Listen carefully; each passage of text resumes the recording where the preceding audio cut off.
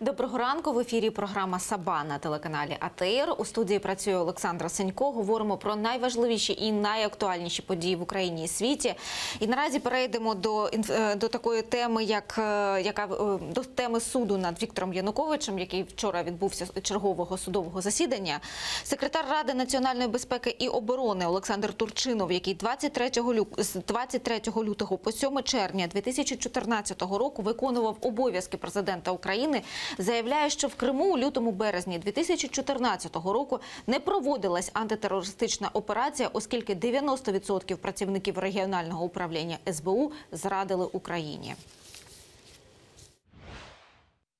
Я можу пояснити, чому вони не виходили з такою пропозицією. Тому що 90% працівників СБУ, я даю офіційні дані, які є у військовій прокуратурі, зрадили. Тобто 10% працівників СБУ, які працювали в Криму, залишились вірними Україні. І, безумовно, при тотальній зраді не було кому із СБУ проводити в Криму антитерористичну операцію.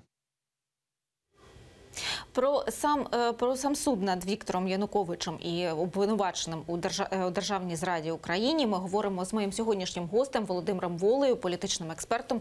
Доброго ранку, пане Володимире. От ви слухали вчора свідчення Олександра Турчинова у суду? Частково слухав, частково читав. Скажіть, будь ласка, ви почули щось нове, якусь нову інформацію для себе? Певною мірою так, були нові моменти. Це, до речі, те, що акцент був зроблений якраз на АТО, да? Не було новим моментом, що 90% правоохоронців Криму, на них нова влада в Україні в той час не могла покладатися. Це, знаєте, неоднозначний такий момент, якщо 90% раптом опинилися зрадниками. Тобто зрадниками можуть бути 15, 20, 30, 50%, а 90% – це вражаюча цифра. Тому тут я б звернув увагу, що АТО, можливо, була ймовірність, вірогідність або потреба проводити, але згадаю ж таки свідчення Рифата Чубарова, який розповідав якраз про політичну ситуацію на території півострова.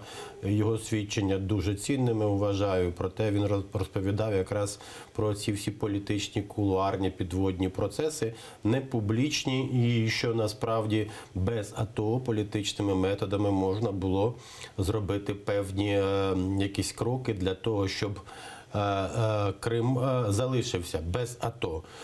І, до речі, тут треба згадати ще свідчення, здається, Сенченка.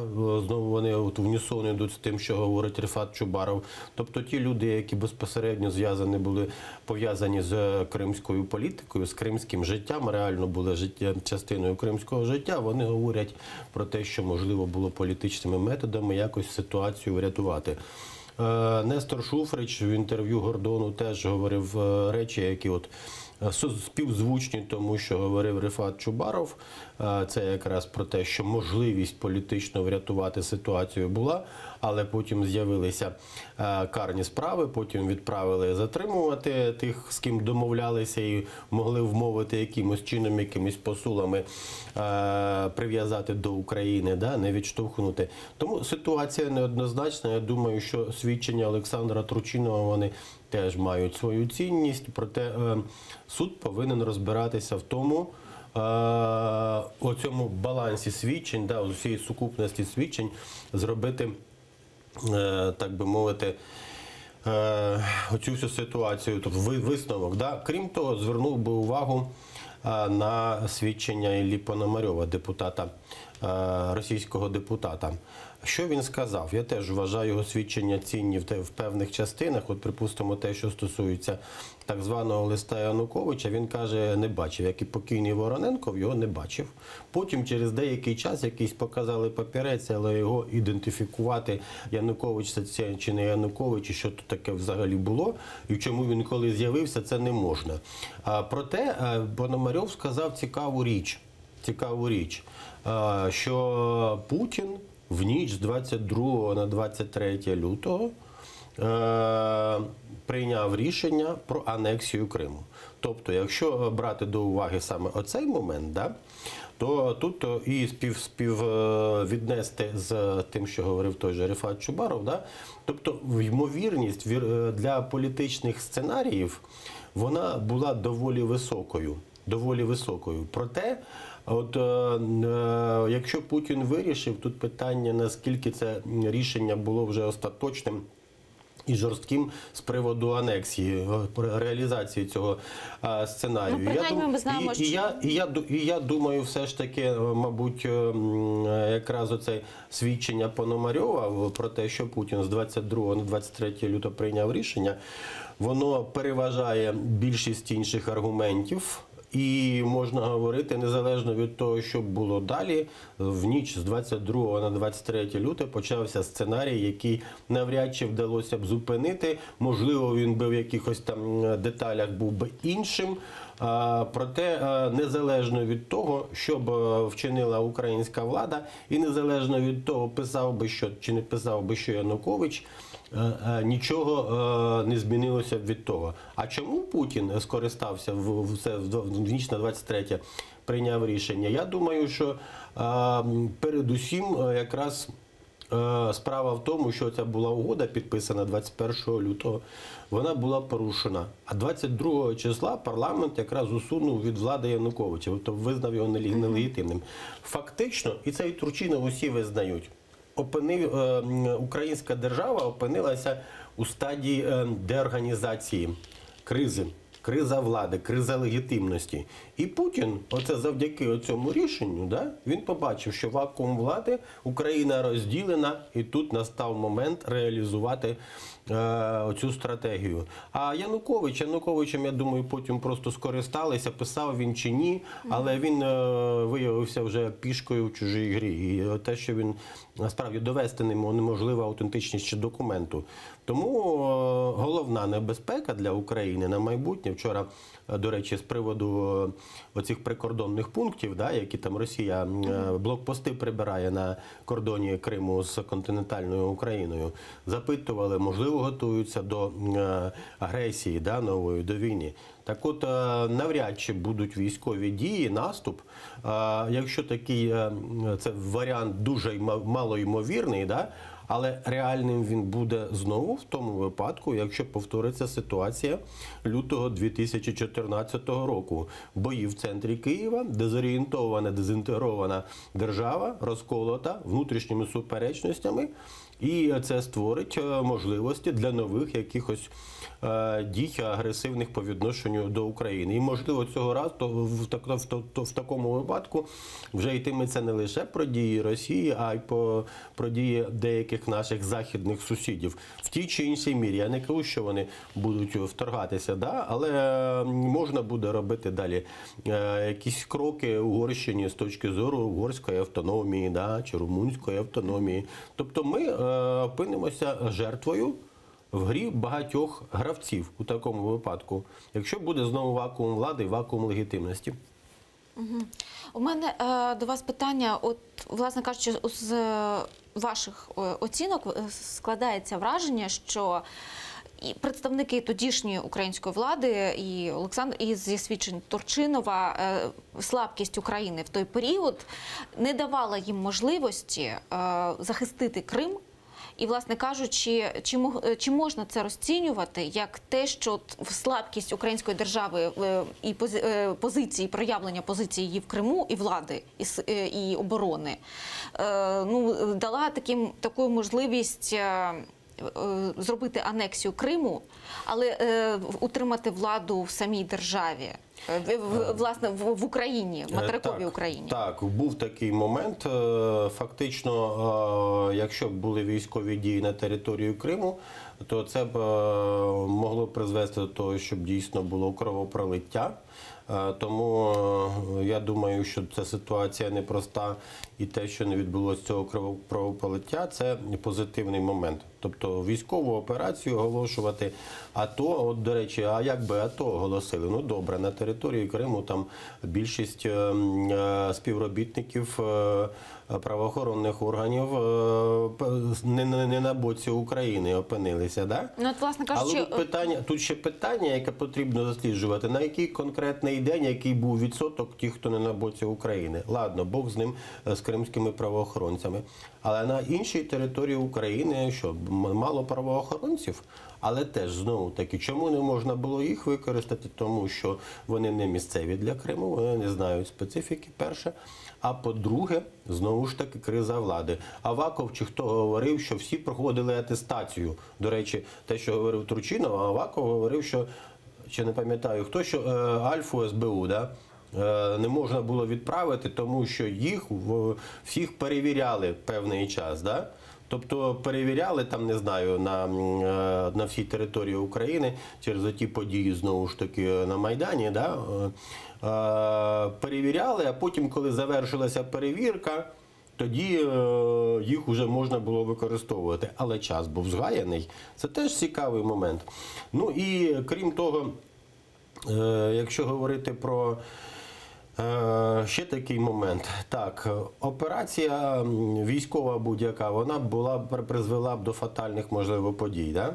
Стрілянина, якщо б застосовували зброю. Цікаві моменти, чому зброю не застосовували. Да? Є різні версії від різних посадовців, урядовців і просто політиків і депутатів, тому що не було команди. Потім була версія про те, що ніхто нічого не збирався. Фактично пропонували з гордо піднятими знаменами вийти з Криму 23 березня. Ну це, вибачте, з гордо піднятими знаменами виходять, це почесна капітуляція. Оце так відбувається в такому. Тому дуже багато запитань, дуже неоднозначно. Так, і Турчинов визнав, що формували уряд, формували коаліцію. От, до речі, з приводу призначення міністра оборони, да, коли його запитали, чому він Тенюха призначив. Він сказав, ну у нас були складні коаліційні переговори. Це не лише Турчинов говорив, що всі були зайняті формуванням уряду, влади, коаліції. Тому тут наклалось багато моментів, які виявилися корисними для Путіна в тому, щоб здійснити свої плани. Там, до речі, те, що Пономарьов говорив, що рішення про анексію відбулося спонтанно, у Путіна прийшло, да? Ну, тобто на емоційному такому ґрунті, коли він побачив події 18-19, а потім 22 числа оці події в парламенті, да? Про нелегітимність Януковича. І він сприйняв як загрозу те, що для себе, в тому числі, що те, що відбувається в Україні. І оце емоційний негативний фон вплинув на прийняття цього рішення. До речі, президент США Барак Обама 2-4 роки ще тому теж говорив, що, спираючись на дані своїх розвідслужб, да, говорив, що швидше за все Путін спонтанно прийшов до оцього варіанту анексії. Тобто, якщо говорити, чи хотіла взагалі теперішня російська влада 10 років тому, чи 20 років тому, чи коли Україна стала незалежною, коли розпався Союз, чи хотіла російська влада мати Крим у складі Російської Федерації? Так, хотіла. Це було мрією їхньою, да? А тут склались просто умови, дезорганізована, розколота Україна, і от виявилося, що можна здійснити так от анексію, да? Тихим сапом, якимись там ополченцями, добровольцями, засланцями, тим більше, що російські війська на території Криму були. І і це вже створювало умови для того, щоб анексувати півострів. Ну, от, власне кажучи, про тодішню армію України і можливість захистити Крим є реакція. Коментував це адвокат Віталій Сердюк. Я попрошу зараз дати цитату.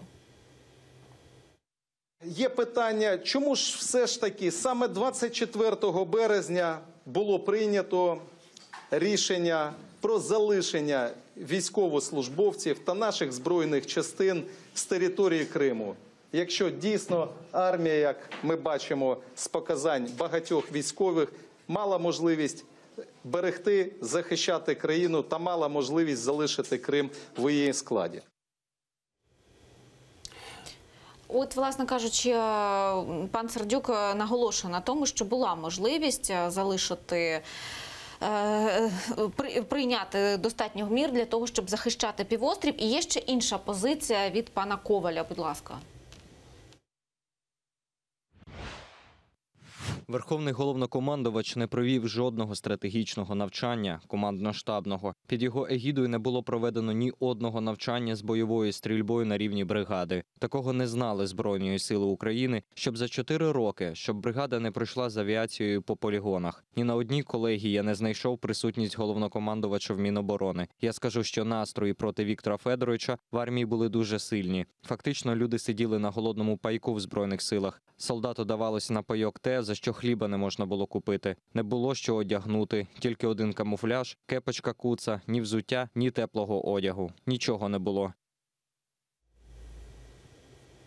От, власне кажучи, за свідченнями пана Турчинова, все, що тоді відбувалось на період у Криму, це було тотальною зрадою. Можливості захищати Крим не було. У Києві було досить багато політичних дискусій і політичного становлення. От що саме, скажіть мені, саме ці причини дали можливість Росії анексувати Крим. Але наші війська, які тоді знаходились, чи могли вони не допустити такої анексії? Якщо було незрозуміло, від кого отримувати команди, або не було достатньо якоїсь політичних повноважень для цього? Стан армії дійсно був дуже поганим. Це незаперечний факт. Тому що от після розпаду Радянського Союзу українська армія якось її все реформували всі президенти, особливо два останніх. Да? Реформували теж оці ідеї, давайте скасуємо цей призов, да?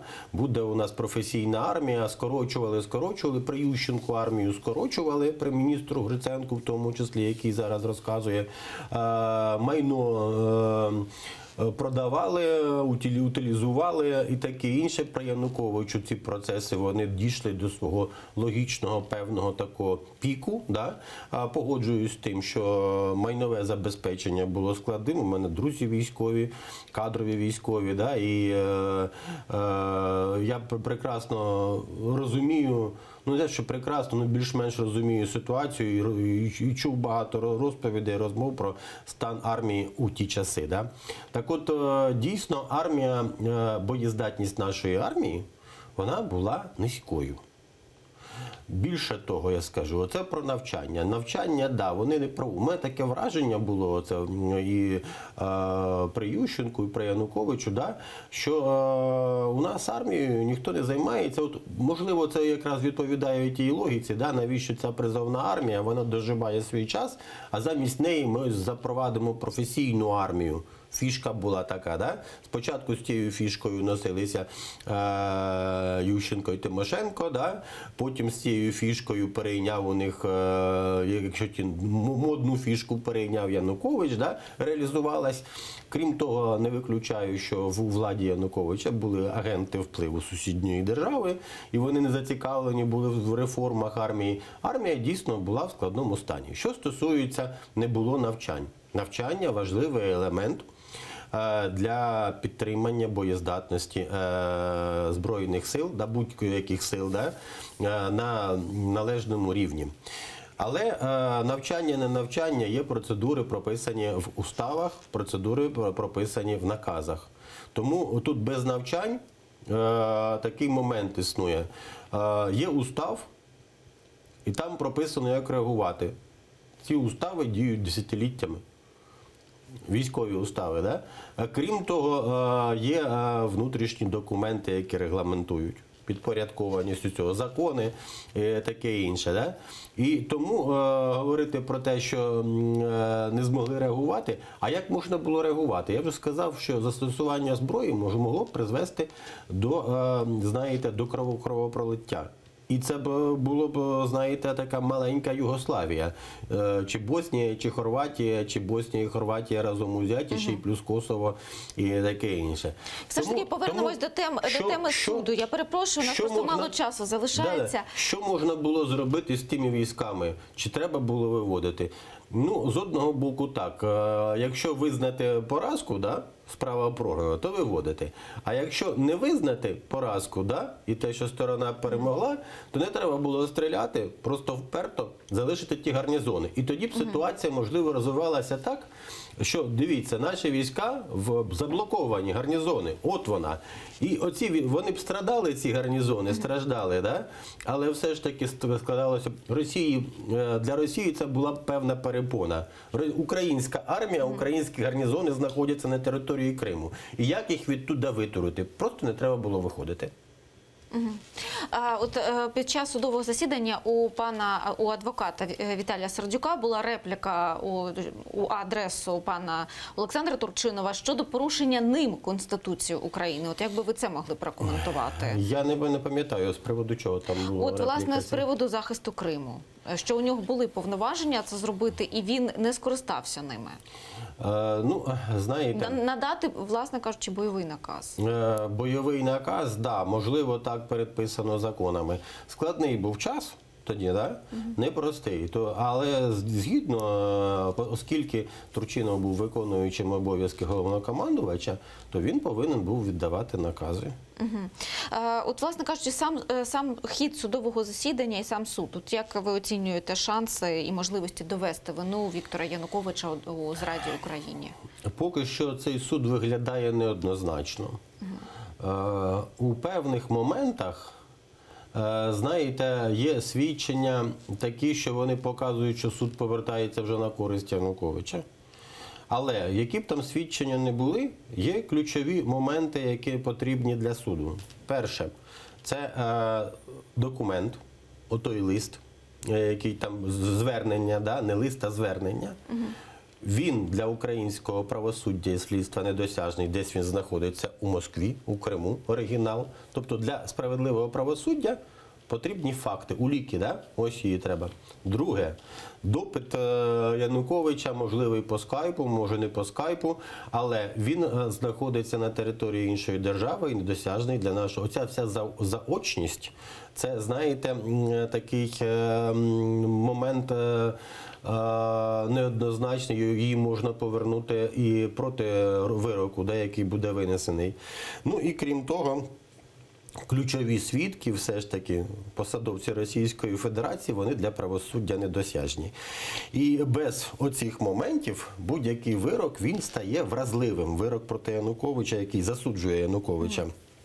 Тому важко сказати, до чого це все йде, але поки що виглядає так, от з'являється все більше доказів, в тому числі оце Пономарьова, да, що він не бачив цього документа, що Путін з 22 на 23 прийняв рішення. Плюс покази, що можна було політичним шляхом оцю кримську частину кримських керівників утримати, прив'язати до України додатковими повноваженнями і таке інше. Все неоднозначно. Я думаю, що поки що суд виглядає так, як безперспективний, навряд чи на основі того, що є, можна звинуватити Януковича.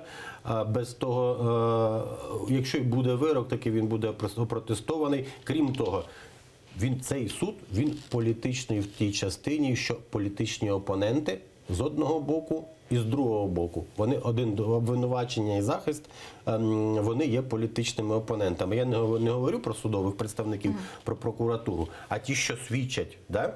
Свідки. З одного боку політики і з другого боку політики. З одного боку посадовці і з іншого боку посадовці чи колишні посадовці. Тому цей процес політичний. І оце ще один момент, чому Євросоюз і Захід взагалі він буде так відсторонено до цього всього ставитися. Ще до одного судового засідання, яке вчора відбулося, теж досить бурхливе саме засідання і бурхлива реакція на нього. Суд над мером Одеси Трухановим, власне кажучи, заворушення, дуже коротко, будь ласка, 1,5 хвилини залишається. От, власне, як ви оцінюєте і сам арешт пана Труханова і його заступника, і, власне кажучи, ті заворушення, які відбулись під судом? НАБУ діє, для НАБУ немає недоторканних. Другий момент, важко буде щось довести, якщо це були рішення Ради міської. Да? Ситуація аналогічна з тим, що з Довгим і з Добкіним, тобто зайде все в хибку. Крім того, заворушення. Це неприпустимий момент, коли на поліцію нападають, але я бачу, що поліція все ж таки у нас все більше приходить в нормальний стан і реагує відповідним чином. Дуже коротко, будь ласка, про те, що, власне, пана Труханова взяли на поруки. І не призначили застави, взяли на поруки. Як ви це розцінюєте? Це цікавий момент. Можливо, це пов'язане з тим, що якісь рішення приймались колегіально радою, да? Але все ж таки, да, виглядає неоднозначно, що депутати-одесити взяли на поруки, депутати з фракції БПП, хоча фракція БПП, вони відсторонилися від цього процесу. Тобто, я думаю, що на поруки взяли, це ще не ознака того, що процес не буде рухатись. Я думаю, що НАБУ доведе справу до кінця і виявить, винуватий він чи ні. Дякую за вашу позицію. Політолог Володимир Воля був гостем цієї студії. А від подій, які роблять історію сьогодні, ми перейдемо до рубрики «Цей день в історії».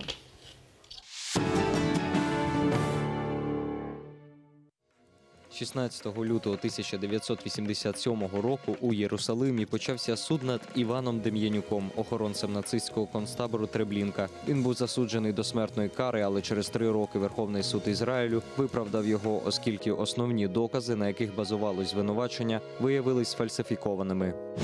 Цього дня 1998 року у столиці Кенії Найробі турецькі спецслужби заарештували лідера курдської робітничої партії Абдуллу Оджалана, звинуваченого у терористичній діяльності.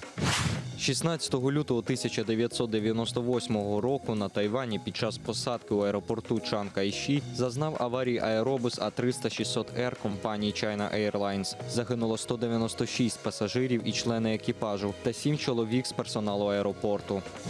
Цього дня 2000 року під час виступу у ізраїльському парламенті німецький президент Йоган Рау попросив вибачення за нацистський геноцид щодо євреїв у роки Другої світової війни. 16 лютого 2005 року набув чинності Кіотський протокол – міжнародна угода про обмеження викидів в атмосферу парникових газів. Протокол зобов'язує розвинуті країни та країни з перехідною економікою скоротити або стабілізувати викиди парникових газів протягом 2008-2012 років до рівня 1990 року.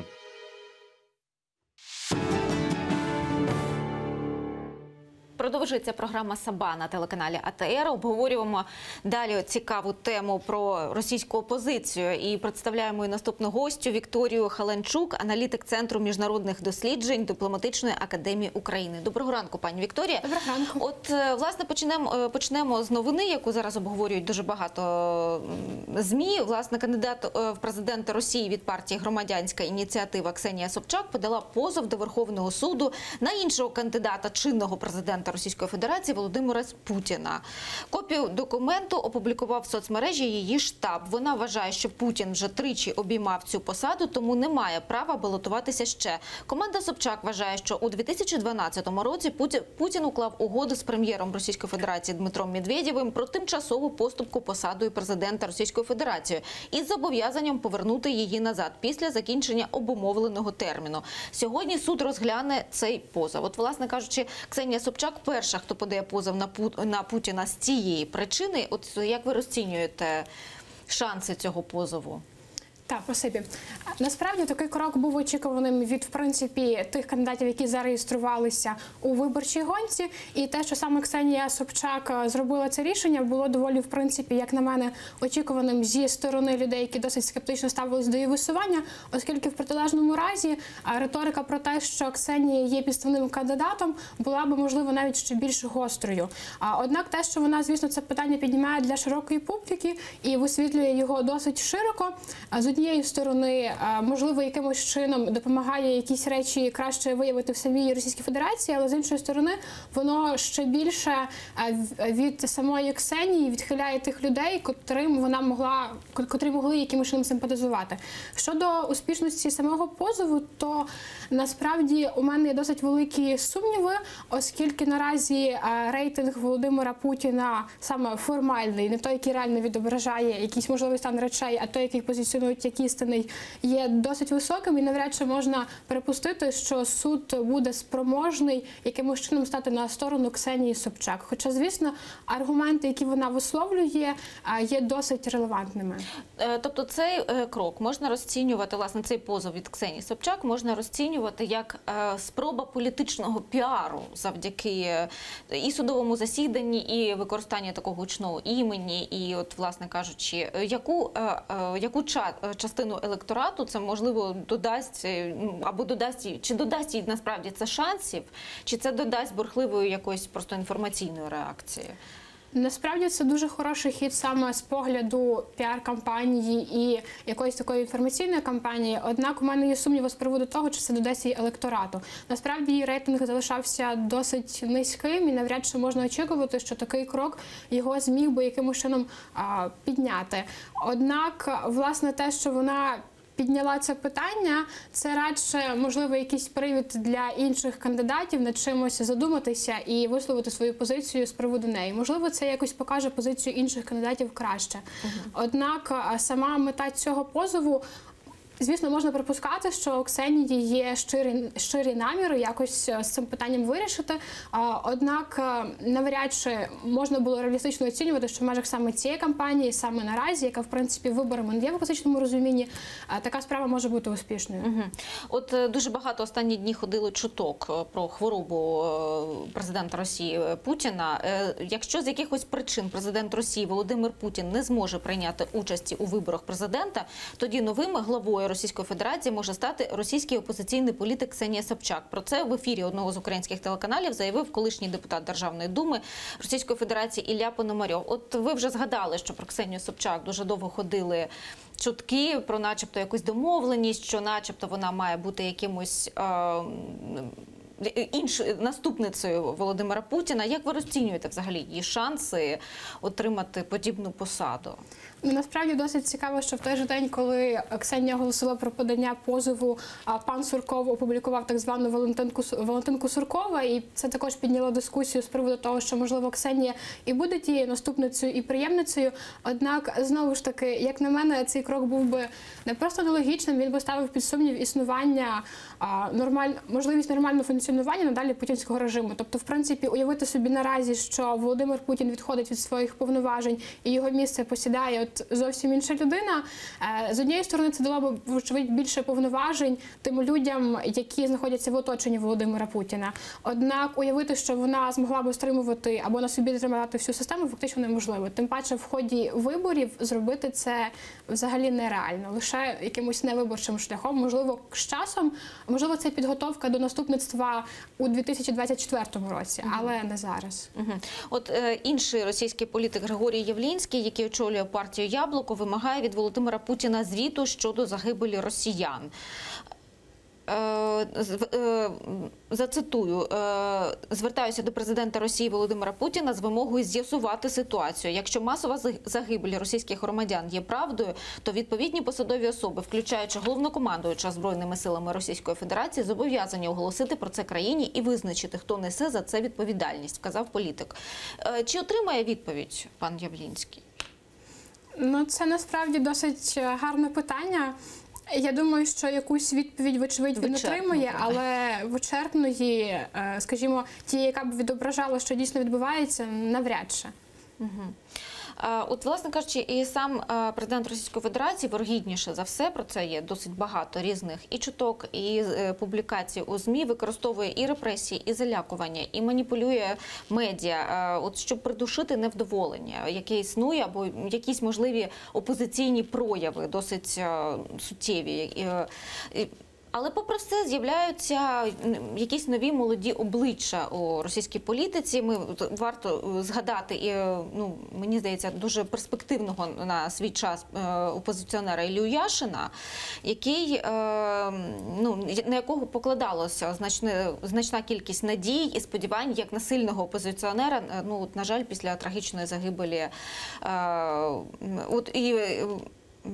Бориса Німцова. Варто згадати доповідь Яшина щодо подій у Чечні і, власне, персоналі Рамзана Кадирова. На виборах його немає. Його діяльність поки що якась регіональна. Можна пояснити, чому, власне, отак сталося? Була велика заявка, але все якось зайшло у незрозуміло яку ситуацію з паном Яшиним зараз.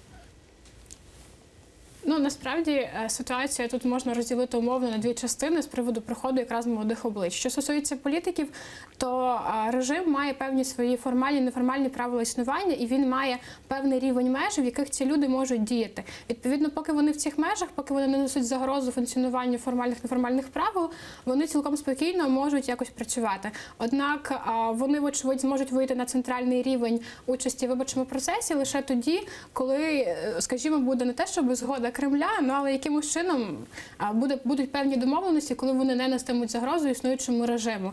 В іншому ж випадку навряд чи можна чогось очікувати.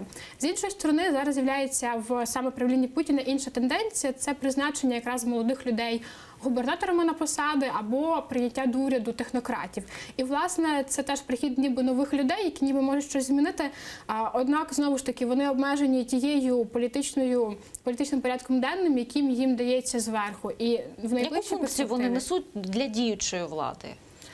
Насамперед, вони діють саме всередину країни для того, щоб робити видимість, що в нас існує якесь конкурентне середовище, що в нас відбуваються що в нас можливі якісь реформи. Оскільки наразі потрібно якраз говорити про економічне становище Росії всередині, відповідно, якраз технократи або молоді політики, які пропонують нові стратегії, процеси реформ, вони можуть принаймні імітувати або реально якимось чином робити певні зміни саме економічного плану. І тоді, скажімо, це невдоволення рівнем життя, яке могло би бути, воно не буде відображатися на електоральних вподобаннях самих росіян. От, власне, поява ще одного опозиційного політика Олексія Навального. Він позиціонував себе як єдиний реальний політичний опонент Путіна. Його було усунено від виборів. Зараз він робить гучні розслідування, закликає громадян ігнорувати вибори. Якою може бути подальша діяльність цього політика і яка його може бути перспектива? Насправді, десь цю тему вже існують досить хороші наукові дослідження з приводу того, як саме бойкот виборів впливає на можливу подальшу зміну влади. І головна теза полягає в тому, що якщо ця сила, яка проводить бойкот виборів, є достатньо, скажімо, сильною, тоді вона може розраховувати на мобілізацію вже після самих виборів, і вона зможе якимось чином впливати на зміну влади. Питання в тому, наскільки наразі кампанія Навального є сильного. Як на мене, він має хороші перспективи для того, аби в подальшому тримати мобілізованими людей. І, в принципі, він ще не єдиний з політиків, який дійсно займається досить активно такою передвиборчою діяльністю вже досить давно. І його кампанія має, в принципі, шанси на успіх, і вона досить логічно аргументована тим, що вона людей, які сидять на дивані і не йдуть голосувати, робить вже залученими до участі в політичному процесі. І це насправді здорово. Але треба розуміти, що все-таки відсоток цих людей досить невисокий. От принаймні на його мітинги не долучився Ілля Яшин, принаймні я його там не побачила. І от, власне, не об'єднується російська опозиція, якось існують окремі кандидати, і складається враження, що кожен з них діє окремо. Як ви можете це пояснити? Чому немає об'єднаності в опозиції російській? Насправді є досить цікава думка, якою я, напевно, радше підтримуюся, в тому, що сам Олексій Навальний претендує не просто бути опозиціонером Путіну, а бути єдиним опозиціонером Путіну. І, в принципі, з однієї сторони, вочевидь, навряд чи російська опозиція, сили можуть довіряти одна одній, а з іншої сторони, вже якщо прагнути йти проти режиму, то вже вочевидь, вважається, що краще робити це самому і до кінця, так як робить Олексій Навальний. Досить мало залишається часу. Будь ласка, як ви оцінюєте шанси Грудініна у цій політичній передвиборчій кампанії, як реального кандидата? Ну, останні соціологічні дані дають йому близько 7%. Насправді він йде другим після Путіна. Звісно, може бути якийсь неочікуваний ефект в тому, що він набере великий відсоток голосів, однак реально, скажімо, змінити чогось він не зможе. От наостанок останнє питання. От скажіть, будь ласка, досить потужна персоналізація в російській політиці існує. Власне, власне, ця персоналізація введена вже майже в негласний ранг царя. Що має відбутись усередині самій Росії? Яка людина має з'явитись, яка дійсно поведе за собою маси, в якій дійсно повірять, яка стане, принаймні, приблизиться до тієї опозиційної сили, яку мав, наприклад, Борис Німцов покійний? От ключове для Російської Федерації, якщо вона планує ставати на шлях демократичного розвитку, щоб така людина не з'явилася. Тому що режим Путіна – це, звісно, є особа Путіна, однак якщо його змінить інша особа з найкращими намірами, все рівно вона лишиться в тому ж режимі і навряд чи можна буде очікувати якихось якісних змін. Тобто, дійсно, сам режим досить персоналізований, одначе, скажімо, можна говорити про те, що є окремо Путін, є окрема посада президента все-таки. І зміна Путіна не змінить самого режиму. Він лишається досить стабільним, він лишається функціонувати дуже класно, і тому якихось змін тільки через зміну, скажімо, очільника держави взагалі не варто очікувати. Дякую вам за вашу позицію. Вікторія Халанчук, аналітик Центру міжнародних досліджень Дипломатичної академії України, була гостем сьогоднішнього ранку. З вами я прощаюся, передаю інформаційну естафету своїм колегам. Вам бажаю гарного дня. Всього найкращого, побачимось.